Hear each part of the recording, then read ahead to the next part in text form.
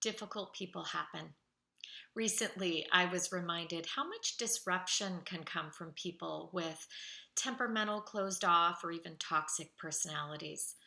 When one or more people in your life has an underdeveloped sense of emotional intelligence, which includes self awareness, self regulation, empathy, and social skills, the ripple effect can be a source of major stress in families and workplaces. What to do in these situations? First, recognize that difficult people are actually just unskilled, unaware, or otherwise ignorant to a better way for now.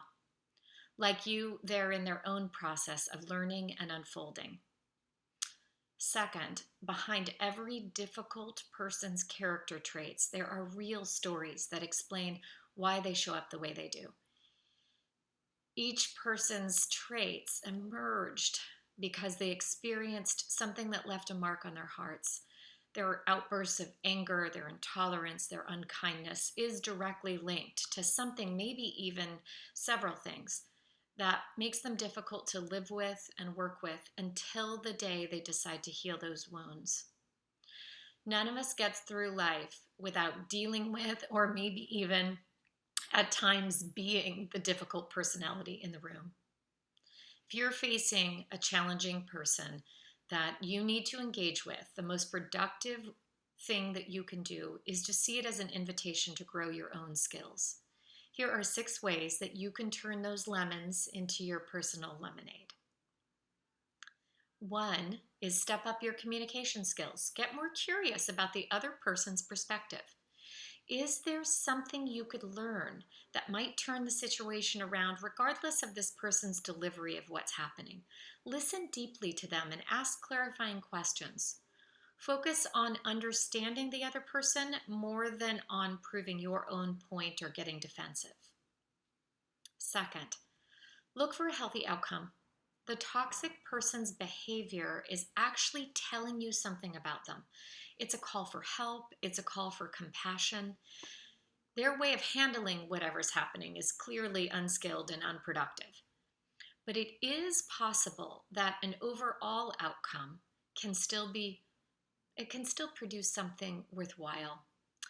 It might only be a call for you to strengthen your ability to speak up, to handle confrontation, or to be willing to have a brave conversation.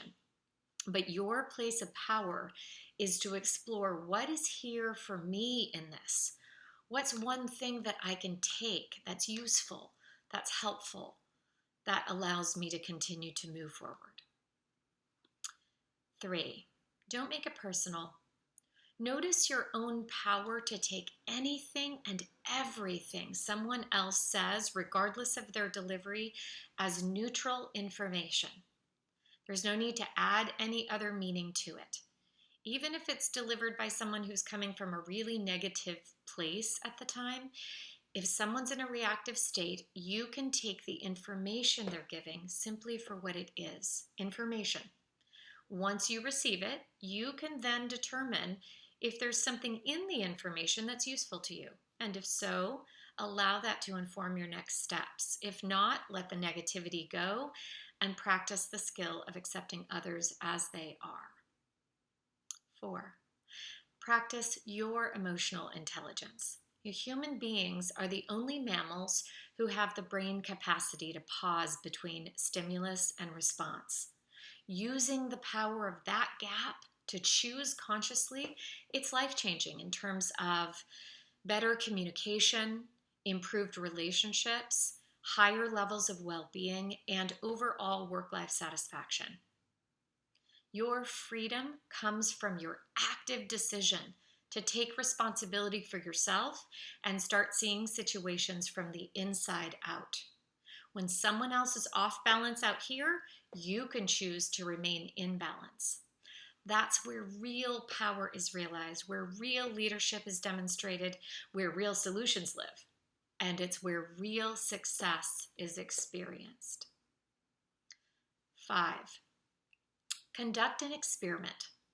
Rather than rolling your eyes and judging the other person that's in their negative state, how about experimenting with a skill that can build you up and strengthen you?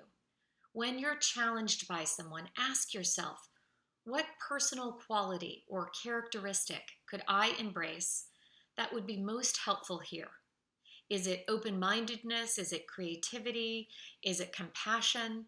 Is it listening? Decisiveness, maybe? Or even the ability to let things go? Or maybe there's another trait that you see in successful people that you could embody here. Lastly, number 6, master boundary setting. Putting boundaries around any relationship comes with challenges, but it might be something that's needed if other approaches aren't working. Use discernment and courage here. If your health and well being is at risk and the problem persists, take action to create an environment that's healthier for you. The challenging people in our lives are like sandpaper. It's not comfortable. But when we allow ourselves to really allow the whole process to smooth out our rough edges, what gets revealed is our real beauty. For more information, follow me on Instagram at coaching.evolved or check my website at pivotincorporated.com.